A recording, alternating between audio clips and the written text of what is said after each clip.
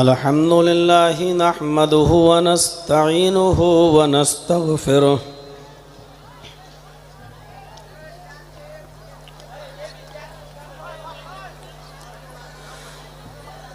व नऊज़ु बिल्लाहि मिन शुरूरि अनफुसिना व मिन सय्यिआति अअमालिना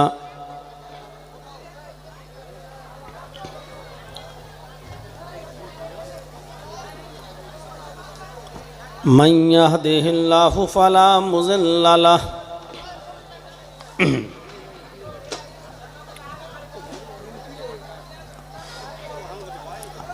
व मन युज़लिल्हु फला हादिय लहु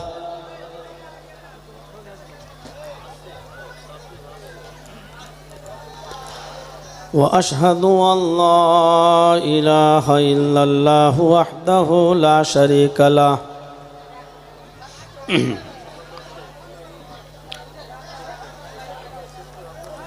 व अशहदु अन्न मुहम्मदन अब्दुहु व रसूलुहु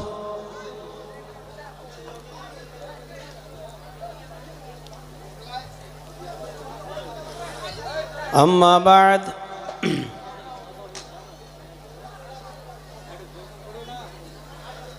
फ़इन्न खैरल हदीस किताबुल्लाह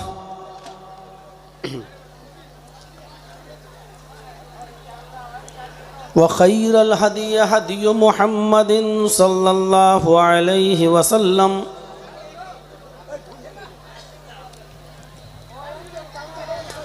व शर्रुल उमूरि मुहदसातुहा व कुल्लु मुहदसतिन बिदअह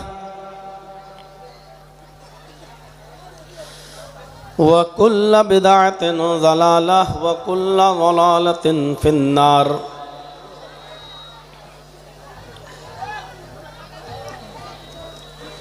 अऊज़ु बिल्लाहि मिनश शैतानिर रजीम। बिस्मिल्लाहिर रहमानिर रहीम।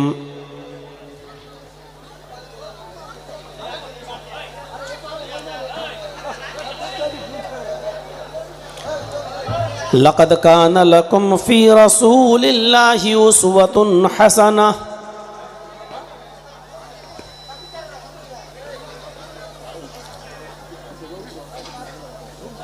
वअन जुबैर इब्न मुतइम रज़ियल्लाहु तआला अन्हु क़ाल समिअतु रसूलल्लाहि सल्लल्लाहु अलैहि वसल्लम यक़ूल इन्न ली अस्माअन अना मुहम्मदुन व अना अहमदु व अनल माही यमहुल्लाहु बियल कुफ्र व अनल हाशिर युहशरुन्नासु अला क़दमैय यौमल क़ियामह व अनल आक़िब वल आक़िबुल लज़ी लैसा बअदहु नबिय्युन।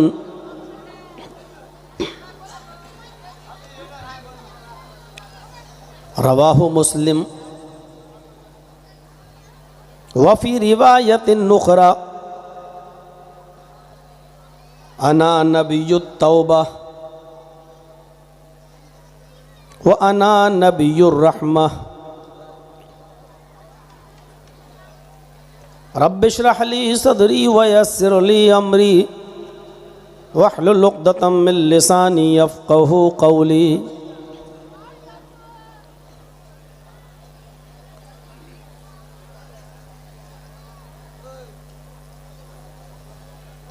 सदर मोहतरम,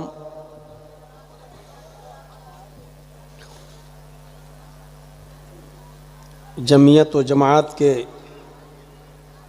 ज़िम्मेदार फ़ज़ीलत शेख मौलाना इसराइल आलियावी साहब,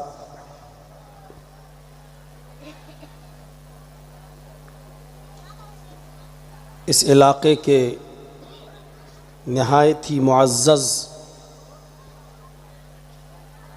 शख्सियत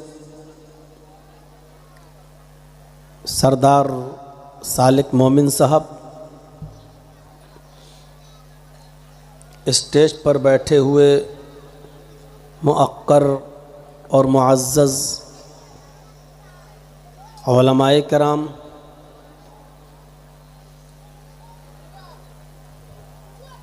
मुअज़्ज़ज़ सामईन हज़रात, इस्लामी ख़वातीन माँ और बहनों, नौजवानों, अज़ीज़ बच्चों, 2 रोज़ा प्रोग्राम का आज पहला दिन है। आपने बहुत ही मेहनत, जिद्दोजहद और कोशिश करके ये प्रोग्राम की तारीख़ फ़िक्स की। मुझे बहुत प्रेशर डाला गया और यही शक्ल निकली कि दिसंबर के लास्ट में आपको ये वक्त दे दिया जाए।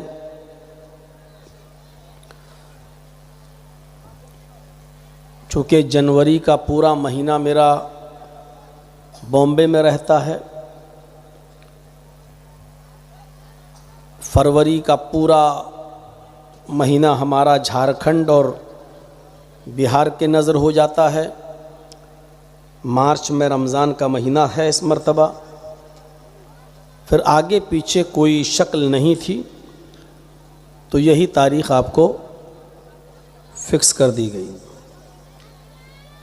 अल्लाह रब्बुल आलमीन आपके बैठने को कबूल फ़रमाए। जिन लोगों ने इस इजलास में बढ़ चढ़कर हिस्सा लिया है, अल्लाह रब्बुल आलमीन उनके रिज़्क़ में बरकत अता फ़रमाए, उनकी रोज़ी में बरकत अता फ़रमाए और ये जलसा जिस मकसद के लिए किया गया है, अल्लाह रब्बुल आलमीन हमें उस मकसद में कामयाबी अता फ़रमाए।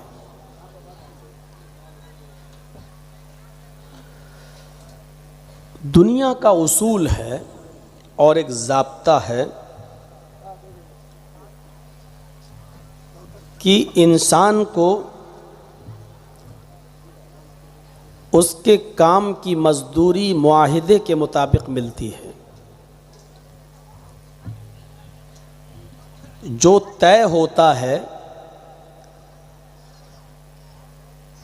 उस शर्त पर इंसान को मजदूरी दी जाती है।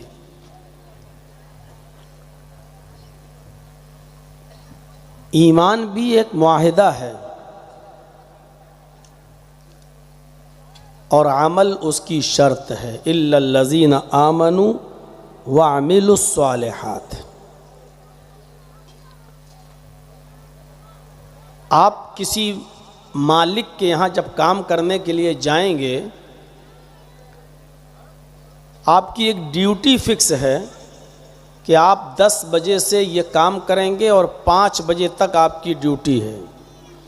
ये एक अहदो पैमान हो गया, एक शर्त हो गई। 10 बजे आप हमारा मकान बनाना शुरू करेंगे, आप मिस्त्री हैं, आप सुबह 10 बजे से काम शुरू करेंगे और 5 बजे आप काम ख़त्म कर देंगे, हम आपको 1000 रुपया आपकी मिस्त्री का देंगे।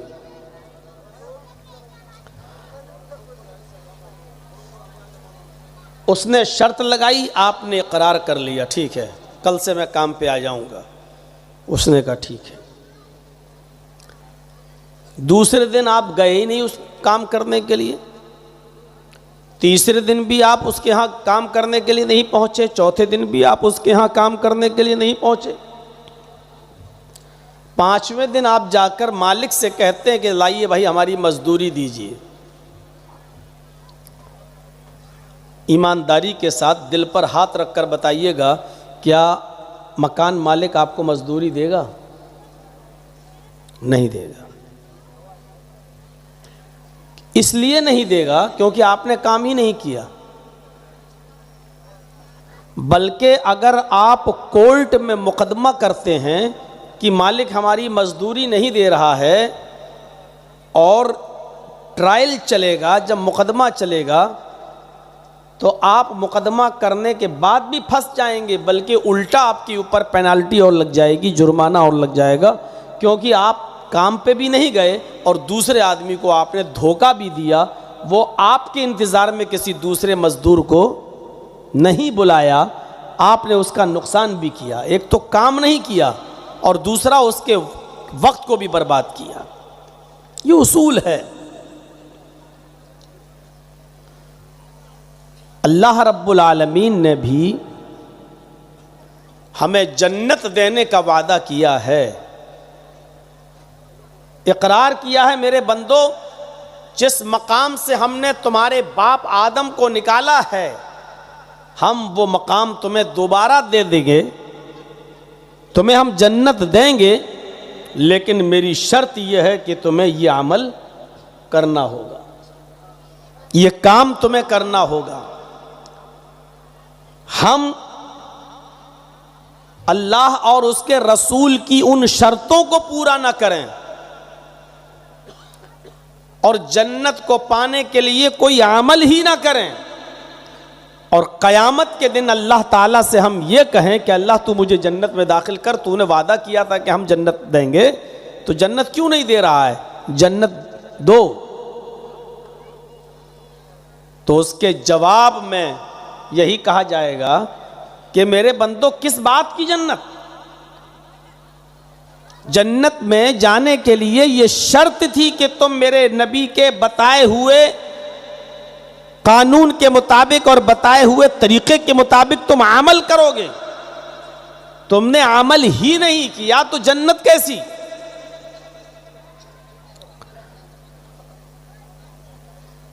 क्या कोई कह सकता है कि अल्लाह मैंने नमाज पढ़ी नहीं पढ़ी, मैंने रोज़ा नहीं रखा, मैंने दीन पर अमल नहीं किया, तो क्या हुआ? मैं मानता तो था कि नमाज पढ़ना चाहिए, मैं मानता तो था कि मैं रोज़ा रखना चाहिए, मैं मानता तो था कि अच्छा काम करना चाहिए, अरे नहीं किया तो क्या हुआ? मैंने इनकार तो नहीं किया, मानता तो था कि हाँ नमाज पढ़ना चाहिए, रोज़ा रखना चाहिए, अच्छे काम करना चाहिए, मानता तो था। क्या आप किसी मालिक से कह सकते हो ठीक है मैंने काम नहीं किया तो क्या हुआ, लेकिन मैंने वादा तो किया था कि कल से काम पे आऊंगा, नहीं किया तो अलग बात है, नहीं आया तो क्या हुआ, लेकिन मैंने इकरार तो किया था कल काम करने आऊंगा, नहीं आया अलग बात, लेकिन मैं मानता था कि मैंने कहा है मुझे मजदूरी दो। तो क्या आपके इकरार और मजदूरी से आपको मकान मालिक पैसा दे देगा, आपको मजदूरी दे देगा? आप लाख कहिए अल्लाह मैं तुझे मानता था, तेरे रसूल को मानता था, तेरी किताब को मानता था, कुरान को, सब कुछ मानता था, मैंने अमल नहीं किया तो क्या हुआ, मुझे जन्नत दे। जिस तरह मालिक के सामने काम का इकरार करने के बावजूद काम न करने पर आपको मजदूरी नहीं दी जाएगी, उसी तरीके से अल्लाह का इकरार और रसूल का इकरार, कुरान का इकरार करने के बाद उसके बताए हुए तरीके पर अमल न करने की वजह से हमें जन्नत नहीं मिल जाएगी। इन्न सिलातल्लाहि गालिया अला इन्न सिलातल्लाहिल जन्नह, लोगों अल्लाह का सामान बहुत महंगा है, लोगों अल्लाह का सामान बहुत महंगा है। इन्न सिलातल्लाहिल गाली, अल्लाह का सामान बहुत महंगा है। अला इन्न सिलातल्लाहिल जन्नह, वो महंगा सामान जो है वो जन्नत है। अल्लाह के नबी ने कह दिया बहुत सस्ती नहीं है जन्नत, बहुत महंगी है। और कुरान पढ़ेंगे तो कुरान हमें ये बताता है कि अल्लाह ने अपनी जन्नत को हमको बेच दिया है। इन्नल्लाह अश्तरा मिनल मुमिनीन, अल्लाह ने मोमिनों से सौदा कर लिया है, बेच दिया है अपनी जन्नत को। किस चीज के बदले में? अपनी जान और अपने माल के बदले में। हमारी और आपकी जानें और हमारे और आपके माल के बदले में अल्लाह ने हमें जन्नत बेच दी। तुम हमें अपनी जानें मेरी राह में दो, तुम अपना माल मेरी राह में खर्च करो, हम तुम्हें जन्नत देंगे। इकरार काफी नहीं है, याद रखिएगा, सिर्फ कह देना काफी नहीं होता है, हमें अमल भी करना है शर्त के मुताबिक। जब शर्त पूरी नहीं होगी तो मशरूत भी पूरा नहीं होगा। जैसे नमाज के लिए वुजू शर्त है, अगर वुजू नहीं है तो नमाज भी नहीं है, ऐसे ही मालिक के काम के लिए मजदूरी करना शर्त है। जब आप मजदूरी करेंगे तो पैसा मिलेगा, मजदूरी नहीं करेंगे तो मालिक हमें उजरत और मजदूरी नहीं देगा। ऐसे ही जब वुजू होगा तो नमाज होगी, वुजू नहीं तो नमाज भी नहीं। हमारा अमल होगा तो जन्नत मिलेगी और अमल नहीं होगा तो जन्नत भी नहीं मिलेगी। इतने आराम के साथ बैठे रहना और ये उम्मीद लगा लेना कि हमको बहुत आसानी के साथ जन्नत मिलेगी, तो ये हमारा वहम है। सुलेमान तैमी का इंतकाल का वक्त आया, एक ताबई गुजरे हैं। सुलेमान तैमी के इंतकाल का वक्त आया तो वो रोने लगे। लोगों ने पूछा, सुलेमान किस लिए रो रहे हो? इस बीमारी में कोई बचता नहीं है, शायद मौत के डर से तुम रो रहे हो। अरे मरना तो एक दिन सबको है। सुलेमान तैमी कहते हैं कि मैं मौत के डर से नहीं बल्कि सजा के डर से रो रहा हूं। मौत तो बरक है, वो तो आनी ही है, मरना तो है ही। मैं मौत से नहीं डर रहा हूं, मौत तो बरहक है, सबको आनी है, मुझे मौत का डर नहीं है। मुझे मरने से पहले एक गुनाह जो मुझसे हो गया था 25 साल पहले, वो गुनाह याद करके मैं रो रहा हूं। वो गुनाह मैं याद करके रोता हूं। फरमाया क्या गुनाह हुआ? तो सुलेमान तैमी ने जो जवाब दिया वो हमारे मुआशरे और सोसाइटी के लिए बहुत अहम है। सुलेमान तैमी ने कहा कि मुझसे 25 साल पहले जो खता हुई थी, जो गलती हुई थी, वो खता और गलती ये हुई थी कि मैंने एक बिदाती से सलाम कर लिया था। कौन सा बड़ा गुनाह था? हम और आप सोचें तो सलाम करना तो आप कहेंगे अच्छी चीज़ है, अस्सलाम वालेकुम, ये तो अच्छी चीज़ है। वो कह रहे हैं कि मैंने एक बिदाती को सलाम कर लिया था, एक मुर्जिया को या कदरिया से जो तकदीर का इनकार करते हैं, मैंने ऐसे बिदाती से सलाम कर लिया था। मैं रो रहा हूं इस बात पर कि क़यामत के दिन जब अल्लाह के सामने हाजिर होंगे और हिसाबो किताब होगा, सवालो जवाब होगा, तो कहीं हमारी गिरफ्त ना हो, अल्लाह मुझसे पूछ ना ले कि तूने बिदाती को सलाम क्यों किया था। क्योंकि सलाम करने से उसकी इज्जत हुई है। भाई आप किसी को सलाम कर रहे हैं तो ये उसकी इज्जत है, उसकी इज्जत है, उसकी तौकीर है। तो बिदाती की इज्जत करने से इस्लाम ने मना किया है। बिदाती को सलाम करने से हदीस में मना आया। बिदाती को अपने घर में ठहराने से इस्लाम ने मना किया है। बिदाती की इज्जत करने से इस्लाम ने मना किया है। लानतुल्लाहि अला मना व मुहदिसन, अल्लाह की लानत उस आदमी पर जो किसी बिदाती को अपने घर में पनाह दे, किसी बिदाती को अपने घर में ठहराए। अल्लाह की लानत हो शख्स पर जो किसी बिदाती को सलाम करे। बिदाती को सलाम करने पर नबी अकरम ने लानत भेजी है, और मैंने 25 साल पहले एक बिदाती से सलाम कर लिया था। सोचिए आप, कितना एहसास था उनको। पूरी जिंदगी अमल नमाज और रोजे में गुजरी है, फिर भी यकीन नहीं है कि हम जन्नत में जाएंगे। हमारी तो पूरी जिंदगी गुनाहों में गुजरी है और फिर भी यकीन के साथ बैठे हैं अल्लाह मेहरबान है, जन्नत देगा। उनकी पूरी जिंदगी नेक अमल में गुजरी और कह रहे हैं इंतकाल के वक्त रो रहे हैं कि अल्लाह कहीं सवाल जवाब न कर ले, क्योंकि एक बिदाती को सलाम कर लिया था। कितना एहसास था, अपने गुनाहों का ख्याल रखते थे। कितने गुनाह हुए? कह रहे 25 साल से बस एक ही गुनाह हुआ मुझसे। हमने तो सुबह से लेकर शाम तक कितने गुनाह किए होंगे, आज ही एक दिन में वो हमें याद नहीं होंगे। उनकी पूरी जिंदगी नेकियों में गुजरी, एक गुनाह हुआ तो रो रहे हैं। कहीं अल्लाह ऐसा ना हो कि जन्नत छीन ले हमसे, और हमारी तो पूरी जिंदगी गुनाहों में गुजर रही है और हम इत्मीनान से बैठे हैं कि हमें जन्नत मिलेगी। हम हंसते हैं। कितने लोग इस मजमे में ऐसे होंगे कि जिनके मां नहीं होगी, किसी का बाप नहीं होगा, किसी का भाई नहीं होगा। कभी आपने सोचा है कि आज हम हंस रहे हैं और इस वक्त मेरे बाप की रूह के साथ क्या हो रहा होगा? कभी आपने सोचा है आप हंस रहे हैं, नमाज छोड़ रहे हैं, रोजा छोड़ रहे हैं, इस वक्त आपकी मां की रूह के साथ क्या हो रहा होगा? गौर करो, जब कोई बच्चा, जब कोई लड़का अपने बाप के लिए, मां के लिए दुआ करता है, बाप मर गया तो उसके लिए दुआ करता है कि अल्लाहुम्मा ग़फ़िर लहू वरहमहू वआफ़िही वअफ़ु अन्हु वअक्रिम नुज़ुलहू ववस्सिअ मुदख़लहू वग़सिलहू बिलमाइ वस्सल्जि वलबरद।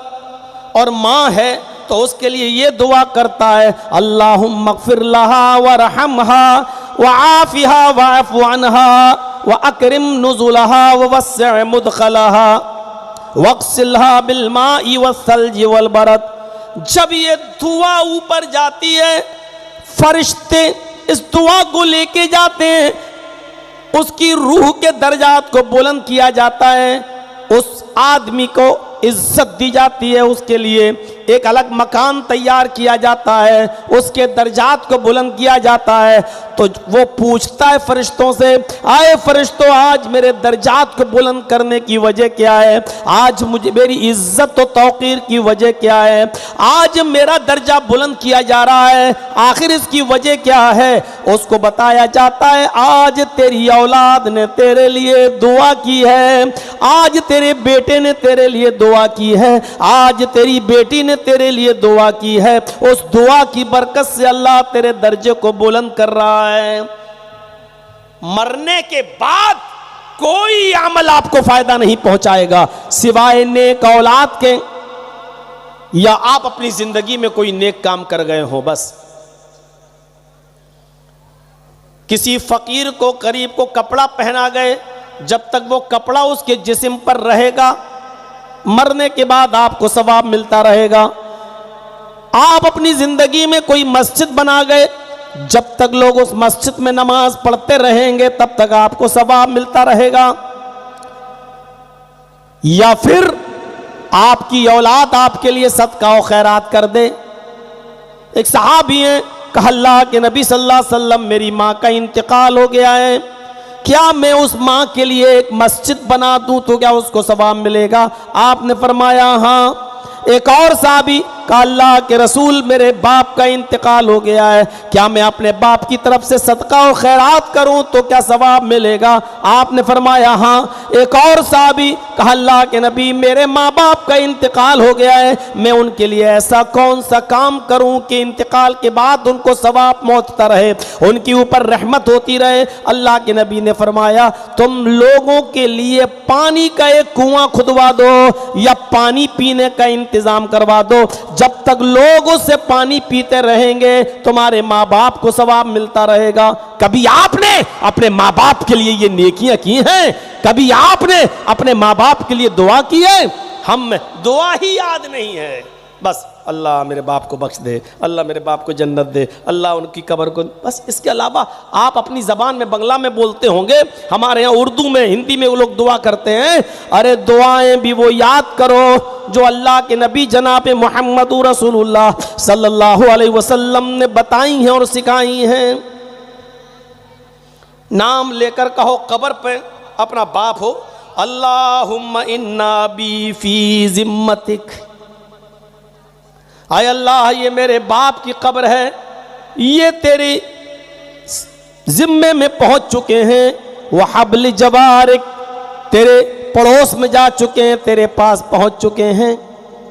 फ़क़ही मिन फितनतिल कब्री, आय अल्लाह इनको कब्र के फितने से बचा, इनको कब्र की मुसीबत से बचा।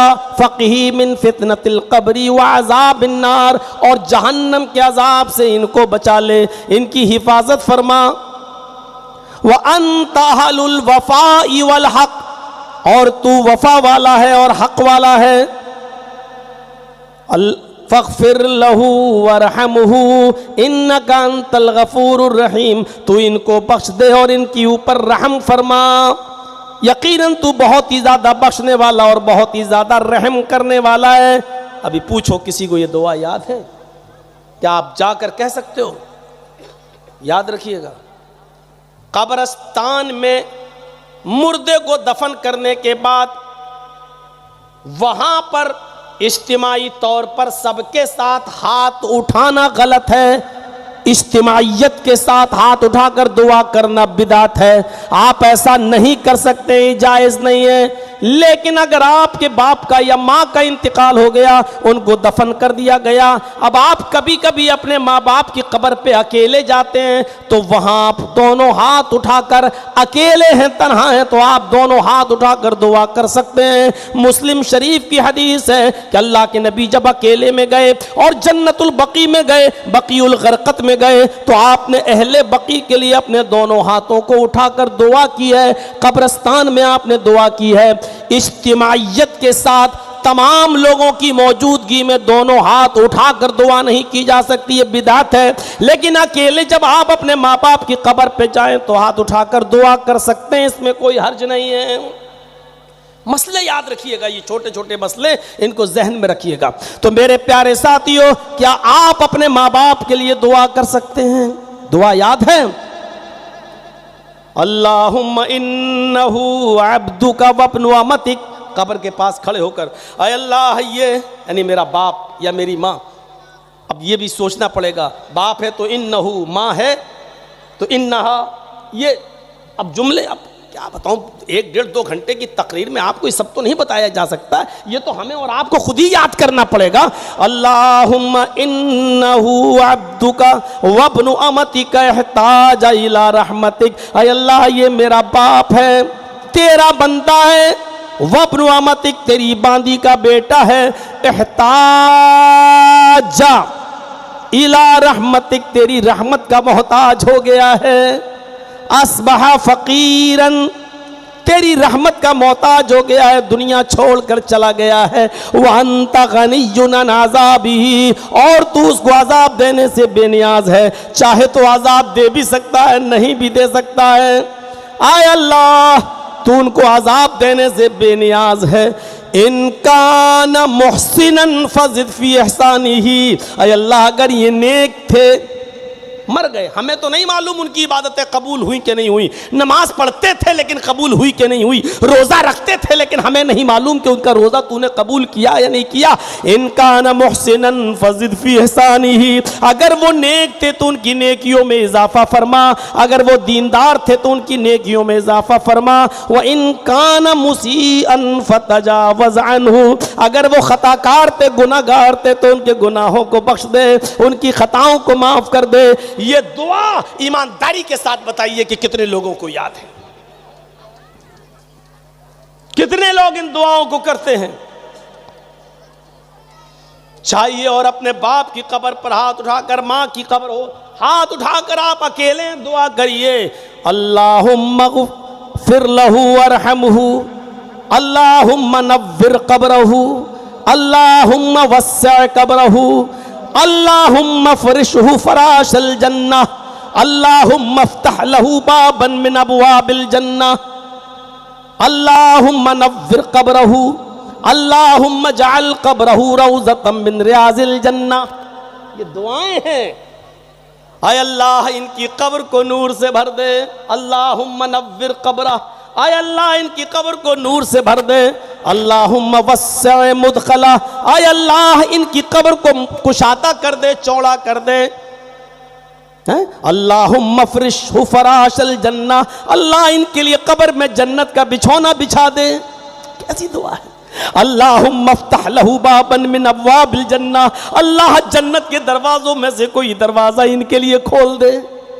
अल्लाहुम्मा जअलहु अल्लाहुम्मा जअल क़ब्रहु रौज़तम मिन रियाज़िल जन्नह, अल्लाह इनकी कब्र को जन्नत की क्यारियों में से कोई क्यारी, जन्नत का बगीचा बना दे, जन्नत का बाग बना दे। जैसे बाग में ठंडी ठंडी हवा आती है, इनकी कब्र में भी जन्नत की ठंडी ठंडी हवाएं भेजने वाला भेज दे। गौर करो अपने माँ बाप के लिए, अगर आप ये दुआएं नहीं कर सकते हो तो फिर क्या कर सकते हो आप? हमें और आपको सबको जाना है। हम अपने माँ बाप के लिए दुआ नहीं कर रहे तो हमारी औलाद हमारे लिए दुआ करेगी। कल एक तकरीर में मैंने कहा था, कल की तकरीर में, कि एक लड़का अपने बाप को घसीटते हुए चौराहे पर लाया। उसका बाप कहता, बस बेटा इससे आगे मत घसीटना। बेटे ने कहा, क्यों? बस मैं बोल रहा हूं कि बस इससे ज्यादा मत घसीटना। बेटे ने कहा, क्यों, क्या हुआ? हम तो और आगे ले जाएंगे। कहा, मेरे बेटे इससे आगे मत ले जाओ, क्योंकि मैं भी अपने बाप को यहीं तक घसीट कर लाया था। चाटा है, मजाक मत उड़ाइए एक दूसरे का। एक नौजवान लड़का जवानी के जोश में एक बूढ़ी औरत को देखता है, 80, 85, 90 साल की वो बूढ़ी औरत, उसकी कमर कमान की तरह झुक गई, रुकू की हालत हो गई उसकी, लाठी लेके चल रही है, झुक गई उसकी कमर। लड़के ने मजाक करते हुए कहा, अम्मा ये कमान कितने में खरीदी है? कमर झुकी है। कमान देखा ना, तीर जब छोड़ा जाता है तो कमान ऐसी होती है, यहाँ से ऐसे मुड़ी हुई होती है, ऐसे यहाँ तीर लगाकर ऐसे फेंका जाता है, तो कमान झुकी हुई होती है।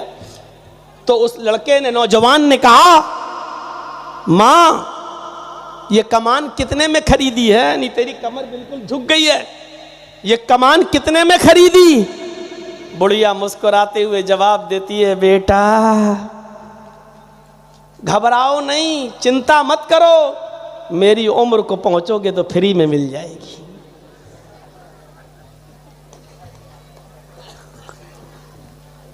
घबराओ नहीं बेटा, मेरी उम्र को पहुंचोगे तो फ्री में मिल जाएगी। रास्ता यही है। आज तुम दूसरों का मजाक उड़ा रहे हो, कल तुम्हारा भी मजाक उड़ाया जाएगा। आज अपने मां बाप को सता रहे हो, तुम्हारी औलाद तुम्हें सताएगी। बाप के लिए यह कहा ही नहीं जा सकता कि अल्लाह के रसूल, मेरे बाप हमसे हर वक्त पैसों की डिमांड करते रहते हैं, मैं कमाता हूं, बाप मांग लेते हैं। तो अल्लाह के नबी का जवाब यह था, तो क्या हुआ? इन्नका व इन्नमा लका लिअबीक, तू खुद और तेरा सारा का सारा माल तेरा नहीं है, तेरे बाप ही का तो है। यानी बाप ने अगर तुझे पैदा नहीं किया होता तो तू माल का मालिक नहीं बनता। तू भी और तेरा माल सब बाप ही का माल तो है, सब बाप के लिए है, कोई कह नहीं सकता। इसीलिए कोई बेटा शरई नुक्ते नजर से अपने बाप को ज़कात भी नहीं दे सकता। बाप चाहे कितना गरीब हो, सब बेटों को अलग अलग कर दिया, सबके अलग अलग घर बन गए, सब कमाने लगे, बाप बहुत गरीब है। अब बेटा चाहे कि मैं ज़कात दे दूं, पैसा है, बाप बहुत गरीब है, ज़कात तो नहीं दे सकता, इसलिए कि बेटों की कमाई बाप ही की तो है, बेटों का माल तो बाप ही का तो है। इसलिए कोई औलाद अपने बाप को ज़कात नहीं दे सकती। शौहर अपनी बीवी को ज़कात नहीं दे सकता, इसलिए कि बीवी के खाने पीने की, पैसे लत्ते की, कपड़े की सारी जिम्मेदारी शौहर के ऊपर है। शौहर अपनी बीवी को ज़कात नहीं दे सकता, लेकिन बीवी अपने शौहर को ज़कात दे सकती है, क्योंकि बीवी की कमाई बीवी की है। अगर बीवी कुछ काम करती है एक्स्ट्रा और कुछ कमाती है तो शौहर ज़बरदस्ती नहीं ले सकता है। बीवी की मर्जी है, वो चाहे तो दे दे और चाहे तो ना दे। आप कह नहीं सकते हो, हमें दे पैसा इतना। अगर आपकी बीवी सरकारी नौकरी कर रही है कहीं, तो माफ़ कीजिएगा, अगर वो आपको 1 रुपया भी ना दे तो आप ज़बरदस्ती ले नहीं सकते हो। आज औरतें बहुत खुश हो रही होंगी, मौलाना ने बड़ी अच्छी बात बताई है। ऐसे ही बताया करें हमारे लिए। आज खुश हो रही हूं, वो दे दें अलग बात है, भाई शौहर गरीब है तो वो दे देती चलो, लेकिन अगर शौहर ज़्यादा ही गरीब है तो वो ज़कात भी दे सकती है बीवी। मान लीजिए पूरे साल में 50,000 रुपये महीना मिलता है, 50,000 रुपये महीने के हिसाब से पूरे साल में जोड़ो कितना हो गया, 6 लाख रुपया। अब 6 लाख का हिसाब किताब जोड़ोगे तो उसमें बहुत आसानी से 52.5 तोले चांदी आ जाएगी। आपके यहाँ भरी बोलते हैं, 52.5 तोला, तकरीबन 585 ग्राम चांदी बहुत आराम से आ जाएगी। इसका मतलब यह है कि बीवी अब साहिबे निसाब हो गई है, उसके ऊपर ज़कात फर्ज हो गई। अगर वो 1 साल हो गया उस पैसे को, सोना हो ना हो, चांदी उसके पास हो या ना हो, अगर 6 लाख रुपया 5 लाख रुपया उसके पास है और उसमें 585 ग्राम चांदी आ रही है तो उसके ऊपर ज़कात अब फर्ज है, वो दे सकती है। अब ज़कात किसको दे? ज़रूरतमंद को। अगर समझती है कि मेरा शौहर गरीब है तो उसको भी दे सकती है। जर्जी साहब को उसकी बीवी ने, मिसाल दे रहा हूं, अल्लाह ना करे कि ये दिन आए, अगर जर्जी साहब को उसकी बीवी ने ज़कात दे दी, लाइए 20,000 रुपये हमारे ज़कात के निकलना है, लीजिए हम आपको दे रहे हैं, ठीक है। अब जर्जीज साहब उसी में से अपनी बीवी को खिलाएंगे पिलाएंगे, अपने बच्चों को भी पढ़ाएंगे लिखाएंगे, वही ज़कात का पैसा जो उसने मुझे दिया मैं उसी पर खर्च करूंगा और वो हमारी खर्च में से खाएगी पिएगी, उसके लिए ज़कात नहीं, वो तो उसका हक है। शौहर को ज़कात दे रही है, जायज़ है, और शौहर उसी में से खिला रहा है तो बीवी खाएगी क्योंकि उसका हक है, वो उसके लिए ज़कात नहीं मानी जाएगी, क्योंकि शौहर के वो जिम्मेदार है अपनी बीवी को खिलाने का, वो अपने शौहर से अपना हक खा रही है, न कि ज़कात, तो उसके लिए जायज़ है। मेरे प्यारे साथियों, और ये उसके लिए ज़कात की रकम नहीं मानी जाएगी। ज़कात तो शौहर को दी है, लेकिन वो जो खा रही है वो शौहर का माल खा रही है, न कि ज़कात। ये जहन में रखिएगा। देखिए कहाँ मैं बहक गया, बात कुछ और करना थी, निकल गया इधर। मेरे भाइयों, मैं कह ये रहा था कि अहदो पैमान, इकरार, शर्त, ये चीज होनी चाहिए। आपने इकरार तो किया लेकिन शर्त पूरी नहीं की तो आपको पेमेंट नहीं मिलेगा। और शर्त क्या है? मोहम्मद रसूलुल्लाह सल्लल्लाहु अलैहि वसल्लम ने हमें जो तरीका बता दिया, जिस तरीके से बता दिया वही तरीका हमें अपनाना है, वही है। एक चीज और बता दूं आपको, नमाज पढ़ना इबादत नहीं है। नमाज को रसूलुल्लाह के तरीके पर पढ़ना इबादत है। समझ गए ना? रोजा रखना इबादत नहीं है, रोजे को रसूलुल्लाह के तरीके पर रखना इबादत है। कुर्बानी इबादत नहीं है, कुर्बानी नबी के तरीके पर करना यह इबादत है। अल्लाह के रसूल ने फरमाया, ईद उल अज़हा कुर्बानी की यौमुन नहर के दिन, यानी 10वीं तारीख को, 10वीं ज़िलहिज्जा को आप नमाज के बाद कुर्बानी करेंगे, नमाज के बाद कुर्बानी करेंगे। अब कोई शख्स अगर नमाज से पहले कुर्बानी कर ले, भले ही वो सारा जानवर गरीबों में बांटे, भूखों को खिलाए, प्यासों को भले ही गरीबों में दे, लेकिन उसकी कुर्बानी नहीं मानी जाएगी।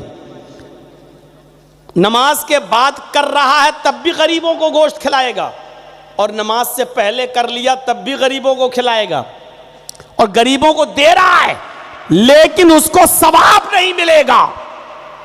क्यों? क्योंकि उसने कुर्बानी तो की लेकिन मुहम्मदुर रसूलुल्लाह के तरीके के मुताबिक कुर्बानी नहीं की। नमाज पढ़ना इबादत नहीं, नमाज को रसूलुल्लाह सल्लल्लाहु अलैहि वसल्लम के बताए हुए तरीके पर पढ़ना इबादत है। अब आप फजर की नमाज के बाद मस्जिद में बैठकर कोई नफिल पढ़ के दिखाइए, नहीं पढ़ सकते हो, गुनाह पड़ेगा। असर की नमाज के बाद कोई नमाज पढ़ के दिखाइए, नहीं पढ़ सकते नफिल, गुनाह पड़ेगा। देखिए, नमाज पढ़ना तो सवाब है, फिर गुनाह क्यों पड़ रहा है? इसलिए गुनाह पड़ रहा है क्योंकि आप नमाज अब रसूलुल्लाह के बताए हुए तरीके के मुताबिक नहीं पढ़ रहे हैं। अल्लाह के नबी ने फजर के बाद और असर के बाद नमाज नफिल पढ़ने से मना किया है और कहा इस वक्त में जो नमाज पढ़ेगा वो शैतान को सजदा करेगा। यानी अब ये सजदा अल्लाह के लिए नहीं बल्कि शैतान को सजदा हो रहा है। अब आप अंदाजा लगाइए, नमाज तो पढ़ रहा है लेकिन नबी के तरीके पर नहीं पढ़ रहा है, इसलिए उसको गुनाह पड़ेगा। फजर की नमाज 11 बजे पढ़ के दिखा दीजिए, नहीं पढ़ सकते हो। क्यों? फजर ही की नमाज ऐसी है जो वक्त से पहले हो ही नहीं सकती। जोहर की नमाज वक्त से पहले नहीं हो सकती है। जोहर में असर तो कभी कभी पढ़ी जा सकती है। अल्लाह के रसूल सल्लल्लाहु अलैहि वसल्लम जोहर और असर कभी कभी अहयानन का लफ्ज बुखारी और मुस्लिम में कभी कभी जोहर के साथ असर पढ़ लिया करते थे। ना बारिश हुआ करती थी ना सफर में हुआ करते थे, बल्कि कभी कभी आप बिला किसी उज़ुर के और बिला किसी बीमारी के और बिला किसी वजह के जोहर के साथ असर मिला लिया करते थे और कभी कभी मगरिब के साथ ईशा भी पढ़ लिया करते थे। न बारिश न मौसम खराब, कुछ नहीं, बिला वजह आप ऐसे ही पढ़ लिया करते थे। लिहाजा अगर कोई शख्स कभी कभी जोहर और असर दोनों एक साथ पढ़ ले तो कोई हर्ज की बात नहीं, और कभी कभी मगरिब के साथ ईशा भी पढ़ ले तो कोई हर्ज की बात नहीं। कभी कभी मामूल नहीं बनाना चाहिए। हाँ, अगर सफर में है तो मगरिब और ईशा एक साथ पढ़ सकता है, सफर में है तो जोहर और असर एक साथ पढ़ सकता है, जायज है।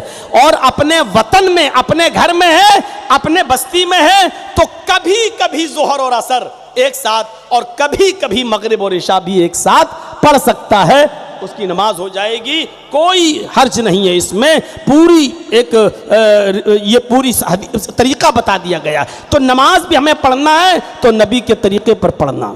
एक औरत अल्लाह के नबी के पास आती है और कहती है कि अल्लाह के रसूल, मैं अपने आप को आपको हिबा कर रही हूँ, मैं अपने आप को आपको हिबा कर रही हूँ, मैं आपके साथ शादी करना चाहती हूँ। देखिए, एक औरत कह रही है मैं आपके साथ शादी करना चाहती हूँ। ये दलील है इस बात की कि कोई लड़की भी किसी लड़के से डायरेक्ट कह सकती है कि मैं तुम्हारे साथ निकाह करना चाहती हूँ, आपका क्या इरादा। लेकिन एक बार रात भर मोबाइलों पे नहीं, वो आई और बैठ गई, कहा अल्लाह के रसूल मैं आपसे निकाह करना चाहती हूँ। अल्लाह के नबी खामोश। उसने फिर कहा अल्लाह के नबी आपने सुना नहीं, मैं आपसे शादी करना चाहती हूं। आप फिर खामोश। बुखारी किताबुन निकाह, आपने, वो फिर कहने लगी अल्लाह के नबी आप जवाब तो दीजिए हाँ या नहीं, मैं आपसे निकाह करने के लिए आई हूं। आपकी खामोशी देखी तो एक सहाबी बोले क्या हो गया आपको, हाँ ना का जवाब दीजिए उसको। अल्लाह के रसूल अगर आपको नहीं करना है तो फिर मेरे साथ करा दीजिए, मुझे जरूरत है। तो अल्लाह के रसूल ने ऐसे सहाबी को देखा, उस औरत से कहा देखो मैं तो नहीं कर पाऊंगा, अब नहीं, तुम अगर इसके साथ करना चाहो तो कर लो, इसको ज़रूरत है।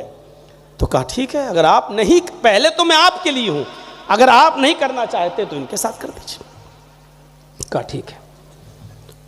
अब उस सहाबी को बुलाए, इधर आओ, जो चीज़ में जो शर्त है देखिए वो क्या। आपने कहा महर क्या दोगे, महर क्या दोगे, आप क्या मोहर बोलते हैं, वो मोहर कितना है। अबे मोहर तो वो होती है जो लगाई जाती है, वो मोहर नहीं होता है। पूछा महर क्या दोगे अपनी बीवी को, होने वाली को, तो कहता अल्लाह के नबी वो तो कुछ नहीं है मेरे पास।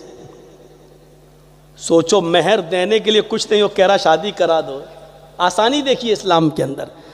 हाय अल्लाह के नबी नहीं है मेरे पास, मा इंदी शैउन, कुछ नहीं है देने के लिए। आपने कहा अच्छा एक काम करो, मामूली सी चीज मांग ली, मामूली सी। आपने कहा घर जाओ और कोई चीज मिल जाए तो लेकर आ जाओ, जो भी हो। वो गया और घर से लौट कर आया तो कहता माँ वजद तो शैअन या रसूल अल्लाह, कोई चीज नहीं मिली घर में। आपने कहा अच्छा दोबारा जाओ। उसने कहा जब कुछ है ही नहीं तो क्या करूं। आपने कहा बहुत मामूली सी चीज, इल्तमिस खातमम मिनल हदीद, लोहे की अंगूठी मिल जाए तो वही ले आओ, लोहे की, सोने की नहीं, चांदी की नहीं, लोहे की। जलसे के बाहर मेला लगा होगा, वहां बिक रही होंगी 2-2 रुपए की, 3-3 रुपए की, लोहे की अंगूठी जाओ यही ले आओ। वो अपने घर दोबारा गए, घर में पूछा, लौट के आए, कहते मां वजद तो खातम मिनल हदीद, अय अल्लाह के रसूल लोहे की अंगूठी भी नहीं मिली मुझे। अच्छा, तब कैसे तुम्हारा निकाह होगा? भाई उसको मेहर तो कुछ देना पड़ेगा, शुरुआत ही में मेहर। अभी ऐसी बहुत सी माँ बहनें बैठी होंगी जिनकी शादियों के 25-25, 30-30 सालें गुजर गई होंगी और अभी तक उनको मेहर नहीं मिला। यहां बगैर मेहर के शादी नहीं हो रही है, और पता नहीं कौन से आपके इलाके के मुल्ला मौलवी हैं जो निकाह पढ़ा भी देते हैं। मैंने आज तक कोई निकाह ऐसा नहीं पढ़ाया जब तक कि उसी दिन मेहर न लेकर और गवाहों के जरिए उस मेहर को लड़की के हाथ तक नहीं पहुंचा दिया। मैंने आज तक ऐसा कोई निकाह नहीं पढ़ाया। या ये कि ऐसे लोग मिले हैं हमको, लड़के कहने लगे मौलाना साहब मेहर मैं दूंगा, लेकिन आप के हाथ में ना देकर रुखसती होगी, मेरी बीवी मेरे घर आएगी, हम अपने हाथ से दे देंगे, आज ही दे देंगे। ठीक है, ये भी तरीका सही है। उसने कहा, हमने कहा ठीक है।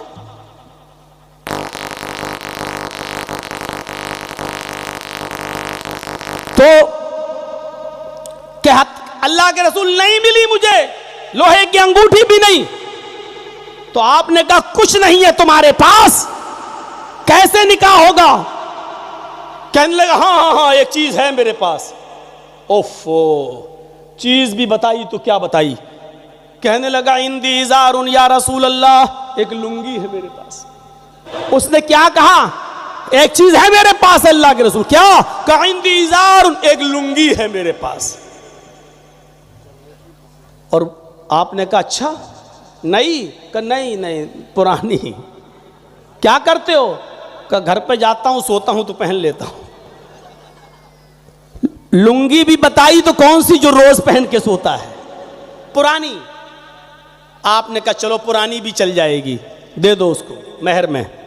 कहने लगा उसको दे दूंगा तो फिर मैं क्या पहनूंगा? तो आपने कहा फिर बता क्यों रहे हो? कहा बता रहा हूं आधी दे दूंगा फाड़ के, आधी से अगर काम चल जाए तो आधी दे दूंगा, निस्फुल्ली व निस्फुल्ला, आधी मेरे लिए आधी इसके लिए।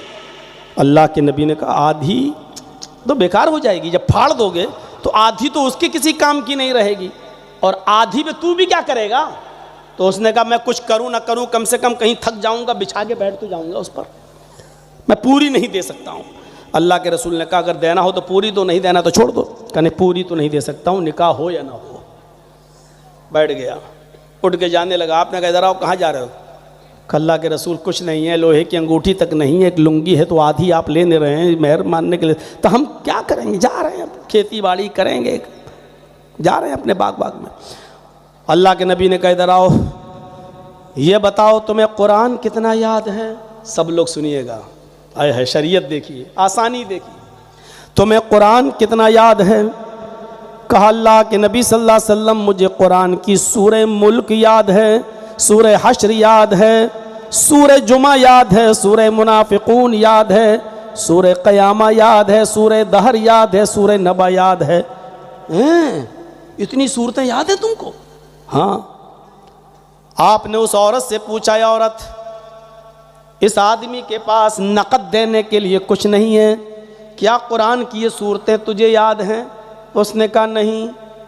आपने फरमाया अगर कुरान की ये सूरतें वो तुझे सिखला दे और तुझे याद करा दे और यही तेरा मेहर हो जाए, तो क्या इस मेहर को तू कबूल करती है? क्या कुरान की इन सूरतों को अपना मेहर मानने के लिए तैयार है? कहने लगी अल्लाह के नबी, जिसके निकाह में कुरान की सूरतें मेहर बन जाएं, उससे ज़्यादा पाकीज़ा और बाबरकत निकाह किसका हो सकता है? मुझे ये सूरतों का मेहर बनाना पसंद है। आपने उस औरत का निकाह वहीं पढ़ा दिया। सुनो, जिस औरत के माँ बाप ना हो, जिस औरत का भाई ना हो, चचा ना हो, कोई ना हो इस दुनिया में, तो निकाह पढ़ाने वाला काजी ही उसका वली बनेगा। बगैर वली के औरत निकाह नहीं कर सकती है। याद रखिए, बाप जिंदा है तो बाप ही वली बनेगा। बाप अगर पागल है दिमागी तौर पर तो फिर चचा वली बनेगा, और चचा नहीं है तो बेटा नहीं, लड़की का भाई वली बनेगा। बहरहाल खून का कोई रिश्ता हो वही वली बनेगा। 12:08 हो चुके हैं, 1.5 घंटा काफ़ी है मेरे भाइयों। कल इंशाअल्लाह कुछ ज़्यादा वक्त ले लिया जाएगा आपका। हम अल्लाह से दुआ करते हैं कि अल्लाह आलमीन हमें दीन की आसानियों से फ़ायदा उठाने की तौफीक अता फरमा। बारेला हमारे गुनाहों को माफ़ फरमा दे। हमारे समाज में सबको मिल बैठ कर शरीयत के बारे में सोचने की तौफीक अता फरमा। अल्लाह आलमीन हमारी बच्चियों की, बहनों की शादियों में आसानियाँ पैदा फरमा दे। जिनको दीनदार रिश्ते नहीं मिल रहे हैं, अल्लाह लड़कों को दीनदार लड़कियाँ और हमारी बेटियों को दीनदार लड़के अता फरमा दे। अल्लाह शादियों में आसानियाँ पैदा फरमा दे। जब तक तू हमें जिंदा रख, इस्लाम पर जिंदा रखना, और जब हमारा खात्मा हो तो ईमान पर खात्मा फरमाना। वमा अलैना इल्लल बलागुल मुबीन व आखिरु दावाना अनिल हम्दुलिल्लाहि रब्बिल आलमीन। अस्सलामु अलैकुम व रहमतुल्लाहि व बरकातुहू।